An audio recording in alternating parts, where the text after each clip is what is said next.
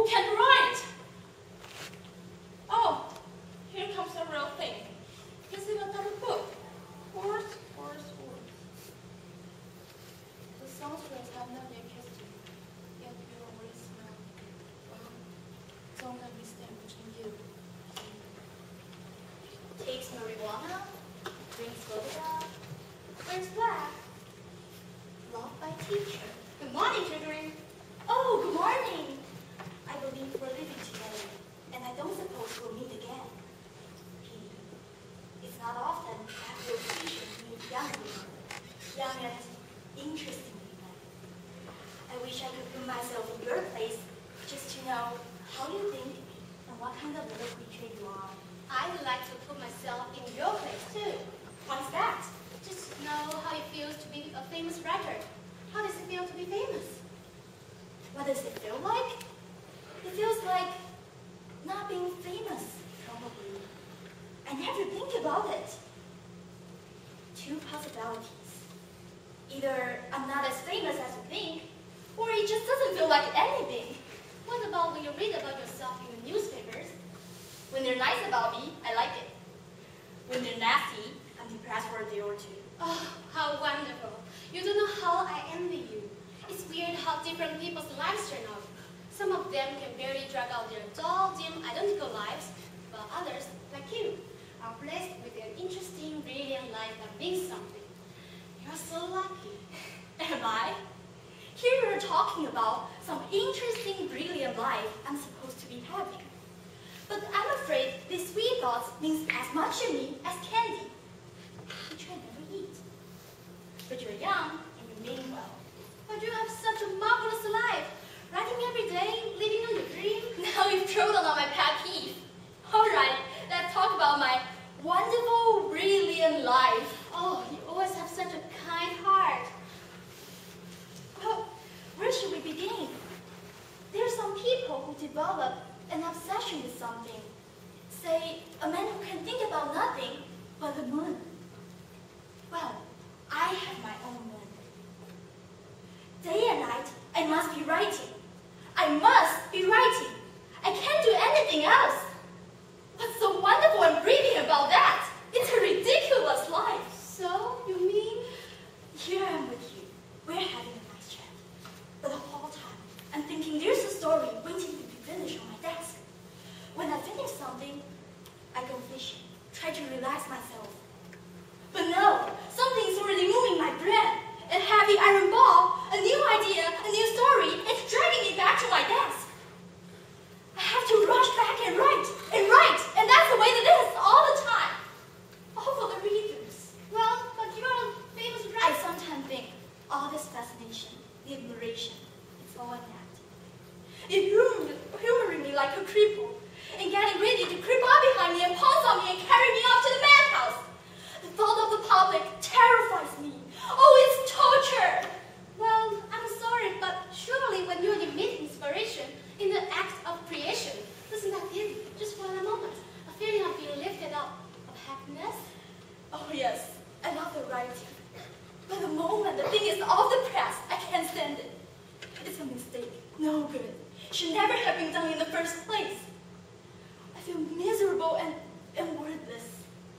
People read it and say, yes, a very pretty talent, quite charming, but nothing compares to Tolstoy. Well, I'm sorry, but I refuse to sympathize. You've simply become jaded with your success. What success are you referring to? I don't like myself as a writer. I often write in a kind of fog and don't understand what I'm writing about. I have a passion for nature, but I also love Russia and its people, and I feel that I have to say something about people's troubles, their fates, and so on and so on. So I speak out about everything. I dash this way and that. Ahead of me, I can see science and race of men leaving me behind as I chase after them as a fool chase after a train. In everything besides landscape, I'm a fake to the marrow of my bones. Well, you've been working so hard you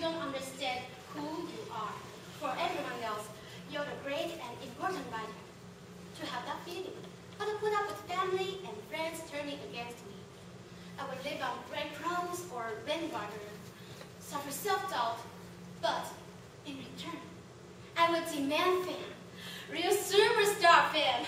Oh, my head's hurting just thinking of. I'm being summoned to pack a note out. I wish I could stay. What's this? A seagull, constantly shouting. Beautiful bird. Now I really don't want to leave. Or should I just wait on Katina to stay? What are you writing? Idea for story. Young girl like you brought on shores of the lake. She loves the lake like a seagull and is happy and free just like a seagull. Then a man happens to come along. He sees her and being bored destroys her just like this seagull. Marin, where are you? I'm coming.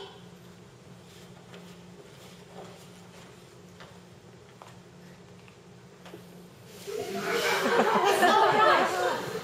I'll see him again. I'm going to become a professional actress. I'm going to leave everything behind and start a new life. I'm going to Moscow, like him.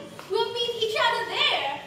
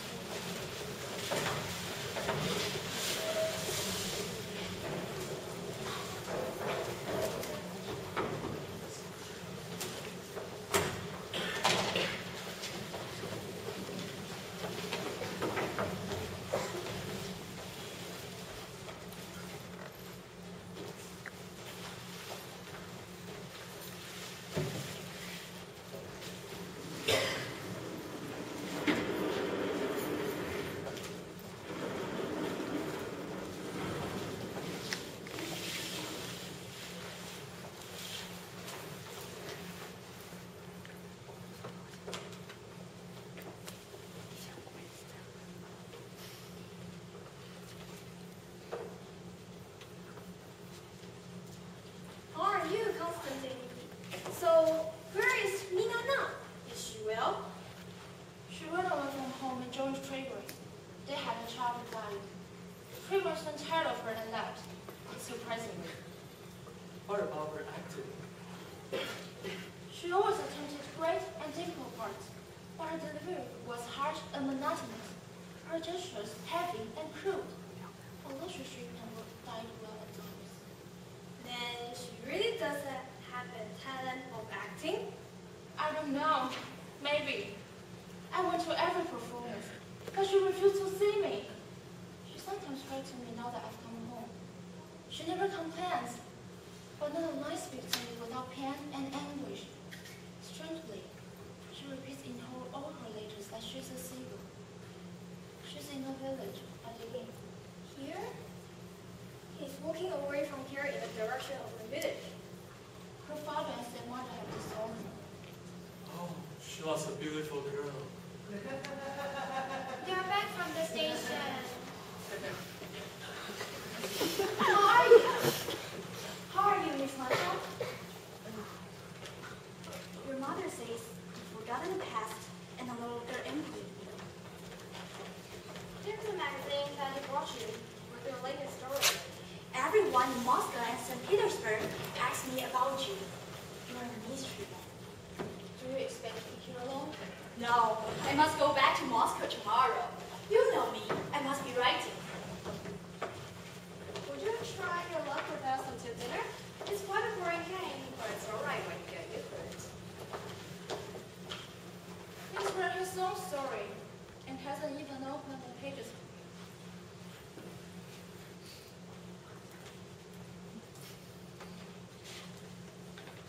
Would you play, Constantine?